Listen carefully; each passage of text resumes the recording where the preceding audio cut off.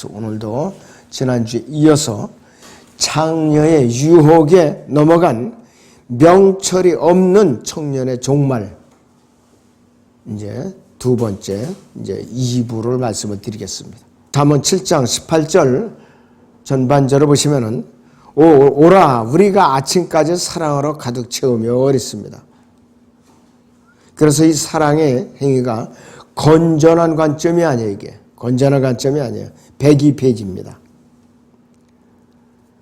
자, 그래서 술 파티에 비유되고 있어요. 그리고 이 여자가 제안하고 있는 것은 아주 분명한 것이. 이 여자가 제안한 것은 밤새도록 음욕에 빠져서 즐기자는 뜻이에요.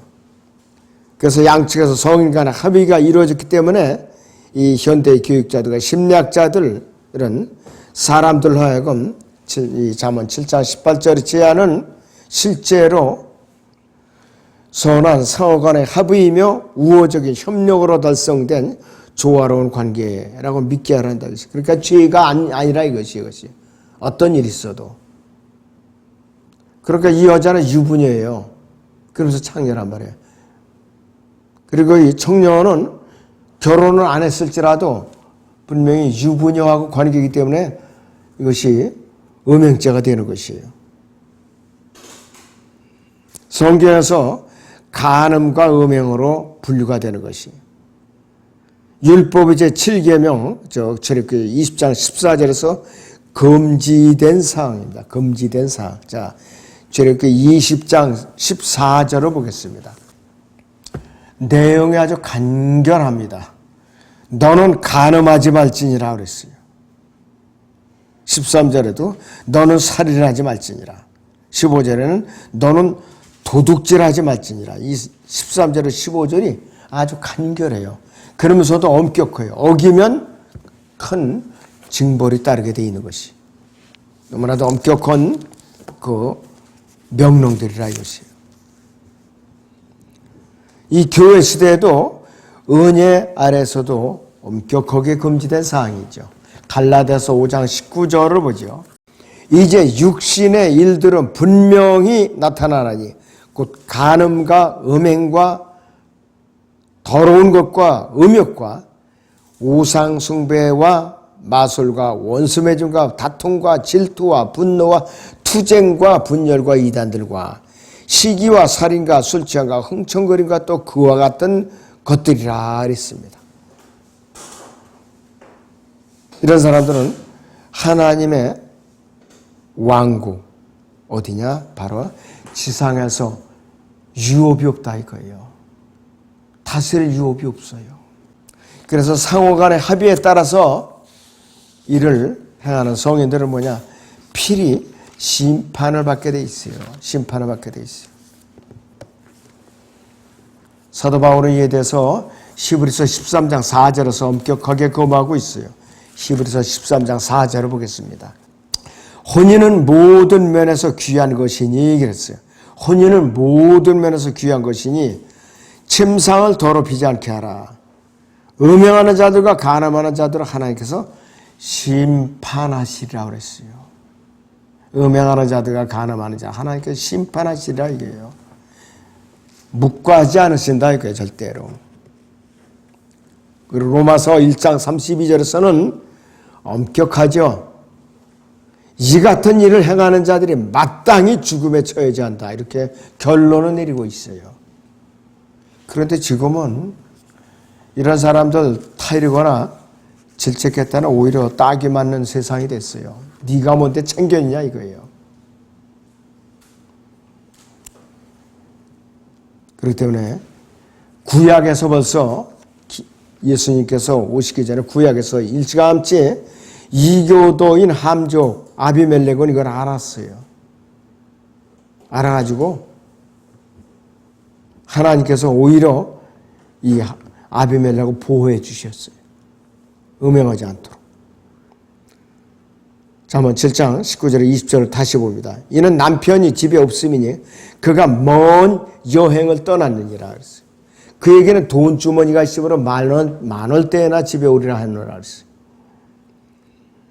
교리적으로 이 두 구절은 주 예수 그리스도의 제 이름을 언급하고 있는 것이요. 제 이름을 언급하고 있어요. 이 집중이라는 말이. 이 유혹하는 여자는 예수 그리스도께서 마태복음 24장 48절 51절에 하신 경고를 젊은 이 청년, 멍청한 청년이 거부하도록 유혹하는 것이에요. 자, 마태복음 24장 48절을 보죠. 그러나 만일 악한 종이 속으로 말하기를 내 주인이 오시는 것이 늦어지리라고 자기 동료 종들을 때리기 시작하고 주종뱅이들과 함께 먹고 마신다면 종이 예기치 아니한 날 그가 알지 못하는 시간에 그 종의 주인이 오리니 그러면 주인이 그를 갈라내어서 위선자들과 함께 그의 몫을 지으리니 거기서 울며 이를 갈고 있으리라 이것이요. 보통 형벌이 아니에요. 어리석은 청년에게는 네 가지 달콤한 제안이 이 창녀로부터 이제 들려요. 첫째는 남편이 집에 없다. 그러니까 안심해라 이거예요. 두 번째는 그는 여행을 넉넉하게 길게 떠났다. 세 번째는 사업상 여행이기 때문에 그는 그 일을 성취하고 돌아올 것이다. 네 번째, 그는 특정한 날까지는 오지 않을 것이 확실하다. 그래서 당혹스럽게 방해받는 일 없을 것이다. 안심하고 나와 즐기자 이거예요, 바로.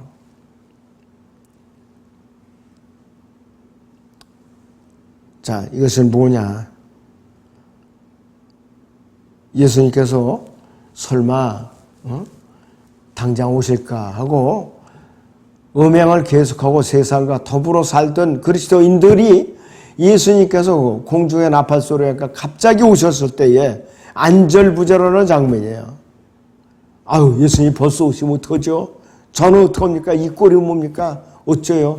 그러면서 안절부절하는 모습이랑 똑같은 거 이거하고. 자, 이러한 끈질긴 설득은 모두 사실인데 그러나 이 부족한 아내가 젊은이에 관해서 빠뜨린 7가지 사항이 있어요. 첫째는 그는 도살당할 수소처럼 될 것이고 그는 족쇄에 묶인 채 죄수처럼 될 것이고 그는 병에 걸려 죽게 될 것이고 그녀는 이전에도 많은 남자들을 망쳐놨다. 그러니까 죽음으로 이끌었다 이것이요. 지옥으로 보냈다 이것이요. 그 남자들을 일부는 현재 죽었고 그녀의 집은 지옥으로 가는 길이고 그리고 그 집은 죽음의 방들로 내려가는 길이라 이것이에요. 그래서 명처럼 이 젊은이가 전체를 영상처럼 다 싹 훑어봤다면 그는 공포에 질려서 젊음의 정욕을 피하고라는 이 디모데후서 2장 2절에 이 교훈을 받았을 거라 이것이. 그러나 그는 전체를 보지 못하고 일부만 본 거, 당장 눈앞에 있는 거. 죄는 교묘하게 항상 가면을 쓰고 있어요. 죄는 가면을 쓰고 있어요. 그리고 달콤하게 향기를 뿜어내니까 유혹되게 돼 있죠. 그리고 광택이나 하면은 광택이라고 또 반짝거리고 칠이 잘 되어 있고 아주 들리기 좋은, 기분 좋은 음악으로 이제 위장돼서 못 알아차리게 사람들이. 그러니까 지나가면서 노래방들 있죠? PC방 노래방들. 거기 이제 술이 이제 얼큰이 채갖고 들어가면은 다 폭삭 주저앉는 거예요, 그래서. 자, 그렇기 때문에 이 잠언 7장 마지막 절까지 고름과 구더기들이 소도군을 뒤에 감춰져 있는 것이. 그래서 부드러운 불빛이나 감각적인 음악, 향기를 발산하는 육체, 열정적인 포옹, 술 취한 웃음으로 시작해서 외과형 메스, 병이 들어갔고 칼질을 한다 이게 몸에다. 산소호흡기를 차게 되고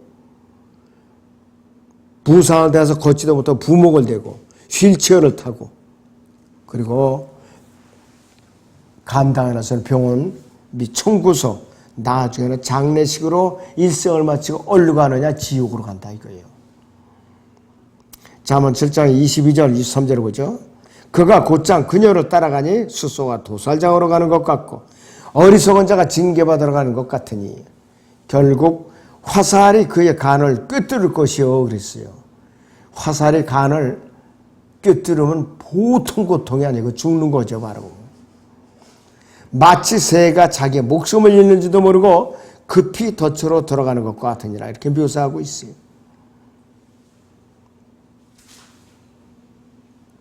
자, 그런데 여기서 70인역은 어떻게 번역을 해놓느냐. 그는 감언으로 속임을 당해서 어리석은 새처럼 덫에 걸려 따라갔다. 이렇게 또 변개시켜놨어요. 또 라틴 볼게이트는 뛰노는 어린 양처럼 그리고 어리석은 자가 속박으로 끌려가는 것을 알지 못하고서 이렇게 또 변개시켜놨어요.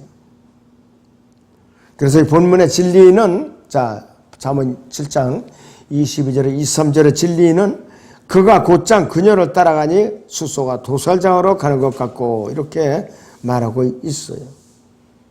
문자적으로 그대로 받아들이면 돼. 어렵게 하나도 없어요. 자, 도살장의 가축은요 인도자를 따라가요. 이렇게 도살장에 저거면은 이렇게 아주 좁은 통로를 만들어놔요. 문을 열어놔요. 그러면 소가 이제 안내자가 오면은 먹이라도 이제 주는 것처럼 착각을 해가지고 따라 나와요.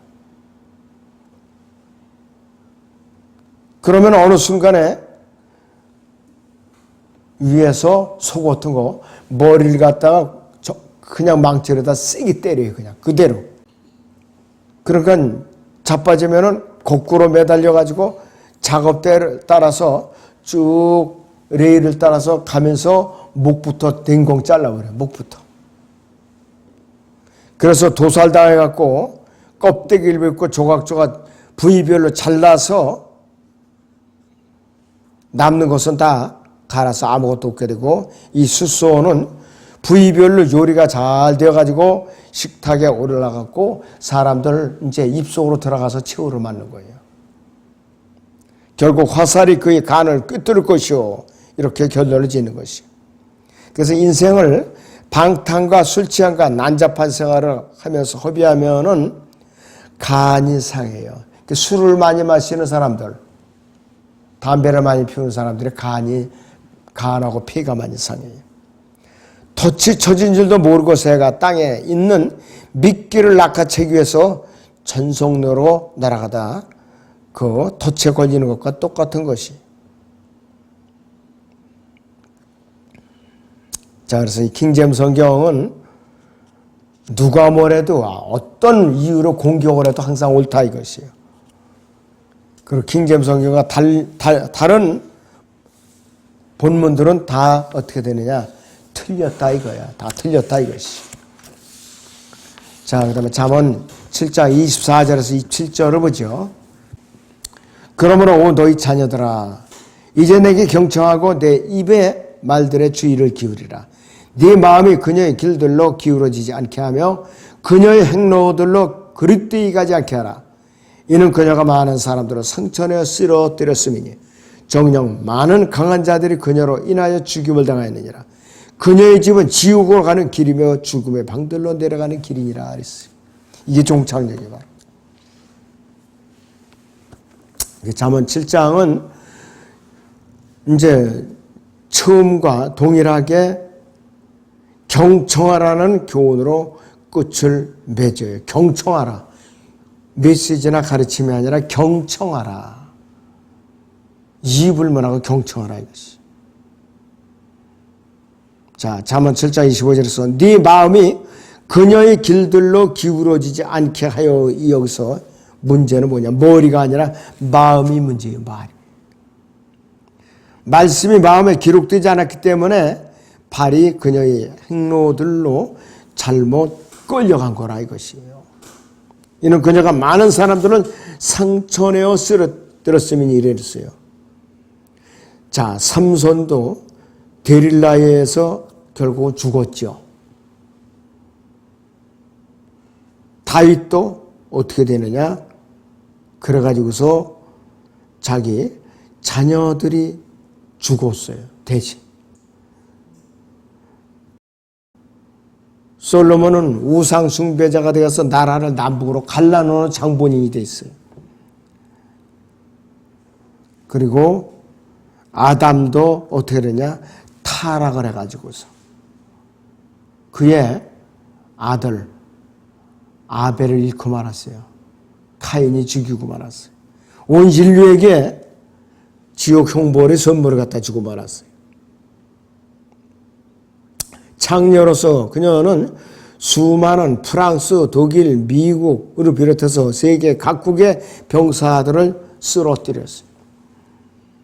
가늠한 여자로 너무나도 많은 영화배우들을 쓰러뜨렸고 오스카상은 건전한 상이 아니에요. 성, 음행, 부도덕한 생활에 관한 영화에서 배역을 맡은 이름을 날린 사람들에게 주어지는 것이 오스카상이에요.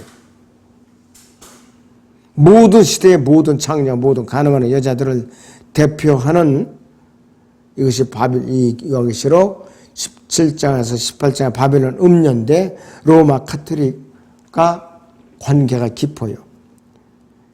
그래서 이 창녀는 적어도 10,000명의 왕자들, 5,000명의 왕들, 1,400만 명의 보병들, 1,800명의 선원들, 3,000명의 장군들, 4,000명의 정치가들, 7만 명의 사업가들, 2만 명의 법률가들, 2만 명의 의사들, 5만 명의 예술가들, 7만 명의 음악가들, 그 다음에 4천만 명의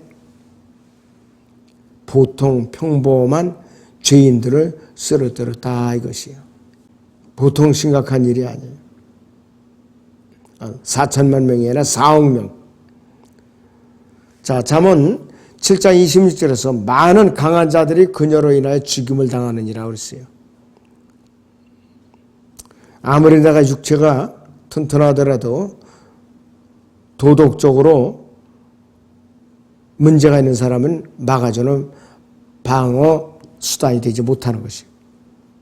골리앗에게는 자기 어머니에게서 낳은 4명의 형제들이 있는데 다 어떻게 하나 비참하게 전쟁해서 이스라엘 군대에서 죽었어요. 골리앗은 다윗에게 죽었고 문맷돌에 의해서.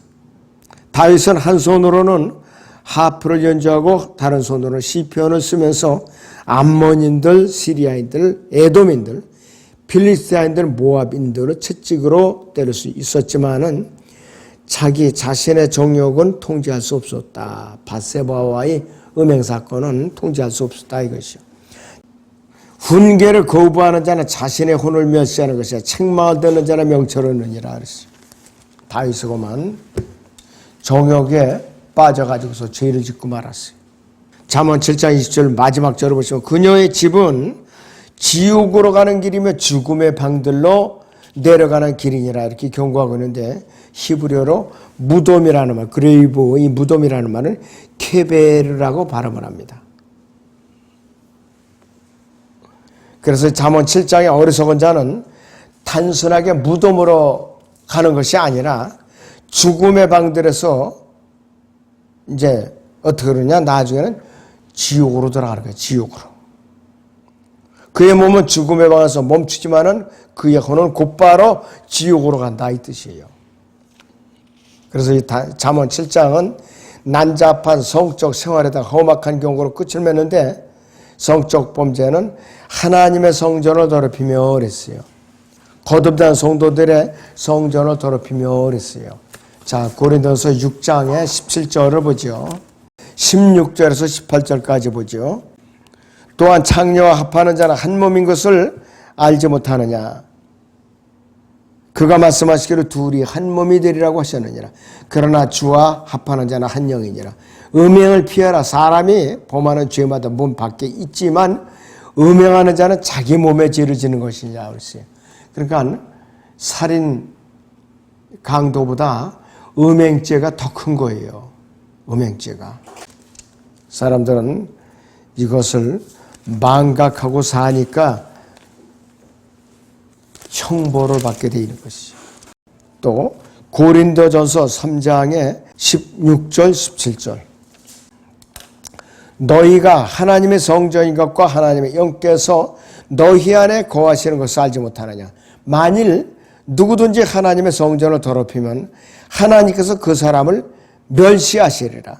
이는 하나님의 성전을 거룩하면 너희는 그 성전이기 때문이라 그랬습니다. 그래서 이 그리스도인들은 음행과 관련되면 굉장히 성전을 더럽히는 죄를 보기 때문에 형벌이 큰 거예요. 형벌이. 자, 그래서 이 음행에 굴복하는 사람은 여러 사람에게 손해를 끼치고 자신도 망치는 거예요. 이기적이고 잔인한 범죄고 사회적 질서를 망치는 치명적인 범죄가 뭐냐? 음행죄라 이거예요. 그래서 이 시대에는 여러 가지로 포장돼서 표현이 돼요. 우아한 생활, 사랑의 자유, 자유연애, 새로운 도덕관, 본질적인 사랑의 표현, 금욕을 제거하기, 좌절을 극복하기, 이러한 달콤한 말로 사람들이 위장술로 포장돼 가지고서 자, 지금까지 고개를 쳐드는 쾌락주의가 음행죄라 이것이. 어떤 면으로 봐도 이기주의이고 방종에 불과하다 이것이. 그리고 음행은 경솔한 길이고 어둠의 길이고 수치의 길이고 거짓의 길이고 패배의 길이고 죽음과 저주의 길이다 이것이에요. 현대 이 시대의 심리학자들은 이 문제를 혼란하게 하고 이 문제로 다시 정의를 내리고 사실을 왜곡시키고 피해를 중화시키고 오류를 변명하고 성경에 대해서 고함을 지르고 설교자에게 호통을 치면서 문제가 존재하지 않는 채 하지만은 여전히 죄의 싹은 사망이다. 죄의 싹은 사망이다 이것이. 자, 오늘은 여기서 마치죠.